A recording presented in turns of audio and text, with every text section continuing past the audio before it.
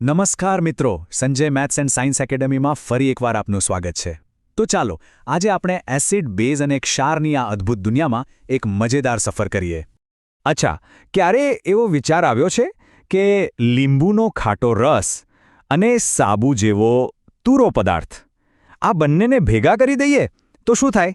હા, આપણે અહીં એસિડ અને બેઝની જ વાત કરી રહ્યા છીએ. ચાલો આ સવાલના જવાબ પાછળનું વિજ્ઞાન જાણીએ. આ રહસ્યને સમજવા માટે આપણે એક નાનો પણ ખૂબ જ રસપ્રદ પ્રયોગ કરીશું. અને સાચું કહું તો આ કોઈ જાદુથી ઓછું નહીં લાગે. તો ચાલો શરૂ કરીએ, સ્ટેપ બાય સ્ટેપ. સૌથી પહેલા એક કસનળીમાં આપણે બેઝ લઈએ છીએ. હવે ખરો જાદુ જોજો. જેવું આપણે એમાં ફિનોલ્ફથેલિનના માત્ર 2 ટીપા નાખીએ અને બૂમ! આખું દ્રાવણ સુંદર ગુલાબી રંગનું થઈ જાય છે. પણ કહાનીમાં ટ્વિસ્ટ તો હવે છે. આપણે ધીમે ધીમે ટીપે ટીપે એમાં એસિડ ઉમેરીએ. અને જુઓ, પેલો ગુલાબી રંગ તો જાણે છુમંતર જ થઈ ગયો. પણ સવાલ એ છે કે આ ગુલાબી રંગ અચાનક ગયો ક્યાં? શું આ કોઈ મેજિક ટ્રીક હતી? ના, બિલકુલ નહીં. આ કોઈ જાદુ નથી. આ તો વિજ્ઞાન છે જે આપણને ઈશારો કરી રહ્યું છે કે કસનળીની અંદર કંઈક બહુ જ ખાસ પ્રક્રિયા થઈ છે. વિજ્ઞાનની ભાષામાં આ કમાલની પ્રક્રિયાને તટસ્થીકરણ પ્રક્રિયા એટલે કે ન્યુટ્રલાઇઝેશન રિએક્શન કહેવામાં આવે છે. એનો સીધો અને સરળ અર્થ એ છે કે એસિડ અને બેઝ જ્યારે મળે ત્યારે બંને એકબીજાની અસરને ખતમ કરી નાખે છે.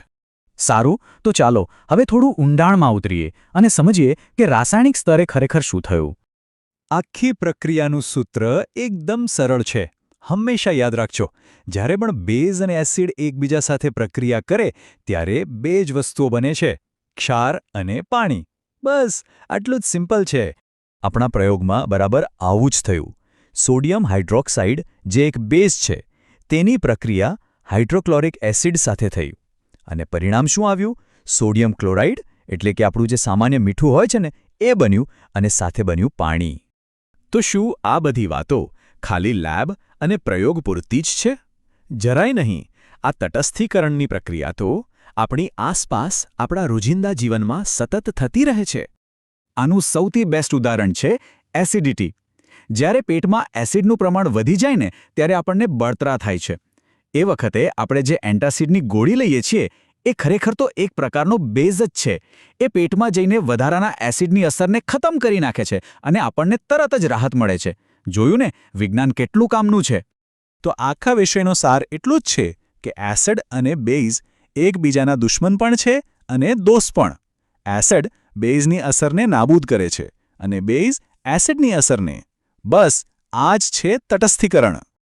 તો આ રીતે વિજ્ઞાનનો એક નાનો સિદ્ધાંત પણ આપણા રોજિંદા જીવનમાં કેટલો બધો ઉપયોગી છે. આવા જ બીજા વિષયોને સરળતાથી સમજવા માટે અમારી channel Sanjay maths and science એકેડમીને લાઇક, શેર અને સબસ્ક્રાઇબ કરવાનું ચોક્કસ યાદ રાખજો. ફરી મળીશું.